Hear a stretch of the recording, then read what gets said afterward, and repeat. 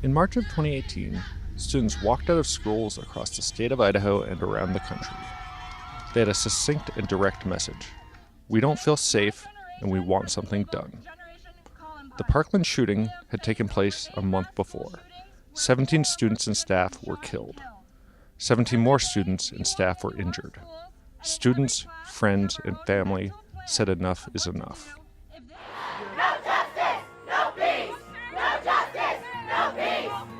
It makes it hard to think of school as just an educational place, a place where you go to learn. It makes it just so much more than that. It's a place where my teacher may have to protect a classroom full of 30 people, a job that they didn't sign up to do. They didn't sign up to have to potentially die for their classroom. And so it just affects everything. It affects teachers teaching me, and it affects my ability to learn. In Boise, students marched out of schools to the steps of the Idaho State House and asked for gun control and whatever it took to ensure schools were a place of learning, not fear. Well, I think every one of our students should feel safe in our schools. And I think what's happened nationwide have caused us all to question whether we've done enough to provide that safety to our children. And, they're fearful, and students can't learn when they come to school afraid. So we have work to do in this area. Idaho politicians claim they heard them, but little action has taken place. Idahoans' Second Amendment rights are still strongly in place, and school security is still primarily left up to local districts and charter schools. According to the Office of School Safety, there is no unified standard for active shooter training. The local school boards are the final authority. The Office of School Safety is not a compliance agency. Its existence is to help districts, but they can't compel administrators to implement a plan or change a plan that doesn't work. To me, that's a local control decision. They know their environment best. They know the distance of law enforcement from their schools best, and they know the risks best, and that's what these vulnerability assessments are about, helping them identify. So to me, that's a decision to be answered by each local district and charter school. Currently, in Idaho, there is no statute to prevent an individual with no experience, no expertise, and no idea what they're doing from training students, staff, and teachers on what to do if violence breaks out in their school. The Office of School Safety says the questionable training usually comes from private contractors because most people don't know what good training looks like. That is hopefully where the office can help, but the district or charter has to ask. Run, Hide, Fight is a strategy taught in many schools and organizations around the state. It is a training most are familiar with, and it is a plan many school boards would readily accept without consultation. We need to build a foundational piece that everybody can use, and then from there be able to build that into their emergency operation plans for their schools and tweak it to fit their community, their response package, and basically what they're capable of doing in that school district. So we went with the 4 command responses, and we really pushed towards the move, secure, defend model. A lot of people use run, hide, fight. New research points to the Run, Hide, Fight plan working for individuals, but not for schools, because, for example, a kindergarten teacher can't simply abandon their class. The Office of School Safety advises districts to put in place a secure and defend model. It's hard for districts to stay on top of the constantly changing research and data. It can be a full-time job for districts already stretched thin. Experts learn new things after every incident, and oftentimes the media reports are not consistent with what they find out in the after-action analysis. We want this to be standardized, repetitive training so that if something does happen, it becomes second nature. It becomes muscle memory. But again, if you're going and learning all these different programs and different verbiage, and it brings confusion, and then with confusion brings poor decision making a lot of times, or uncertainty in what to do. The training and plans need to change based on new data, but they also need to change based on the school. What works in Meridian can't directly transfer to Minico. The response times are vastly different for law enforcement, and the resources vary greatly. Plans have to be crafted with local first responders and the community in mind. There are, however, certain things that work everywhere. The Office of School Safety says you are deficient if you don't have a lockdown procedure. Every school in the state could and should have a lockdown procedure that is known within the school and known by the first responders in the community. The office is conducting a survey of all the schools in Idaho. So far, all of them have a lockdown procedure, but they still have 200 schools to go. So we give that standard process for everybody that's wanting it. Obviously, I can't force every school district to want to go to this model, but it's something that we think we have a really good product available that would work anywhere. But again, it's that foundation. School resource officers, or SROs, can also be utilized in every community.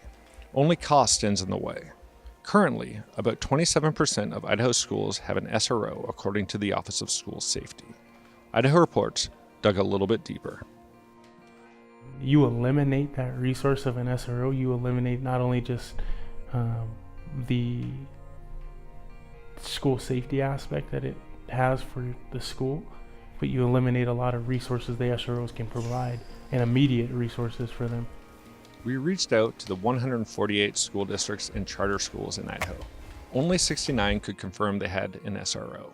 The total number of people currently working as SROs in Idaho is 151 for the over 750 schools in Idaho. But like the training in schools, the training of SROs varies greatly. SROs come into a school, they're coming into somebody else's house. You know, this is a school environment. They work closely with the administration of these schools and the teachers, but their training, I think, goes to the next level.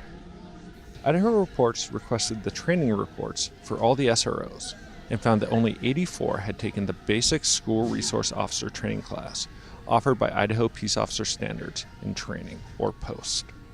You can't just grab you're a patrol officer off the street and say you're going to be an SRO. You have to enjoy it. You have to have a temperament with kids. You have to be able to know for 8+ hours a day, maybe 5 days a week, or 10+ hours a day for 4 days a week, you're in a different world, right? You have to have a certain temperament for it. You have to have a certain passion for it. You have to, have that connection and be willing, I think, is the best thing, willing to be what it, do what it takes to be an SRO. POST could not account for 10 SROs working in Idaho schools whatsoever.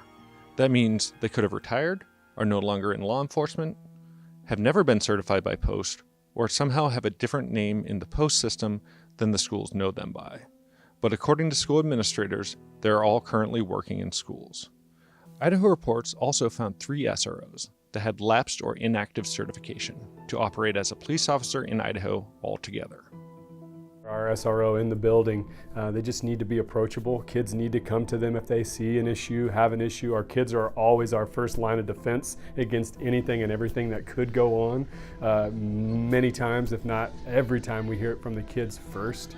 It trickles from a teacher, then on up to admin, and then to a security resource officer or school resource officer. But I think in comparing the two, it's really that relationship side and being able to identify a student that's struggling, again, on that personal side, where a police officer on the street, their responsibility is probably less there. It's very, matter of fact as far as violations of laws and rules, and it's more on the personal relationship side. You think I'll make this? Really? That's a lot of faith. Let's see. Oh! I didn't make it. We're here to provide that feeling of safety, and along the way you work with the kids and you break down barriers of what they may feel about police officers, things like that. So you just get a little bit more closer relationship with kids and with the younger population, and trying to influence them in the right, direction. Idaho has no uniform requirements or standards for police officers working in schools. Dr. James Corbin, the SRO class instructor for POST, told Idaho Reports over the phone that placing officers in schools without the proper training is not advantageous, because there are major differences in the responsibilities of a patrol officer versus an SRO. Patrol officers tend to see things in black and white. When you're in a school, there's a lot of gray. I think SROs are a special breed of police officer. I couldn't just put any police officer into a school. First of all, you got to have somebody who's passionate in dealing with young people, and that can engage with young people. Officer Pele, who's the SRO here at Meridian High School, he really gets it. He understands how to engage with the kids and just talk with the kids. And not everybody can do that. And I think it's a select group of people who can do this job for the long haul. The post-training says SROs have to be a teacher, a counselor, and a law enforcement officer. The average patrol officer receives training that prepares them for only one of the 3 responsibilities. When we reached out to districts and charter schools, one of the major unprompted responses we received from superintendents who did not have an SRO was that they wanted one. The Office of School Safety has been trying to help districts and charter schools put together a good plan and help them acquire the resources they need to keep kids safe. Currently, however, what we found is the plans and resources vary dramatically from school to school. Surveys of parents and students in Idaho and across the nation rank safety as a top priority. That poses a question prompted by the Idaho Constitution. When it comes to one of the top priorities in education, is it a uniform and thorough system? We'll explore what changes could be coming to Idaho and what works in part 2 of our exploration of school safety later on in the show.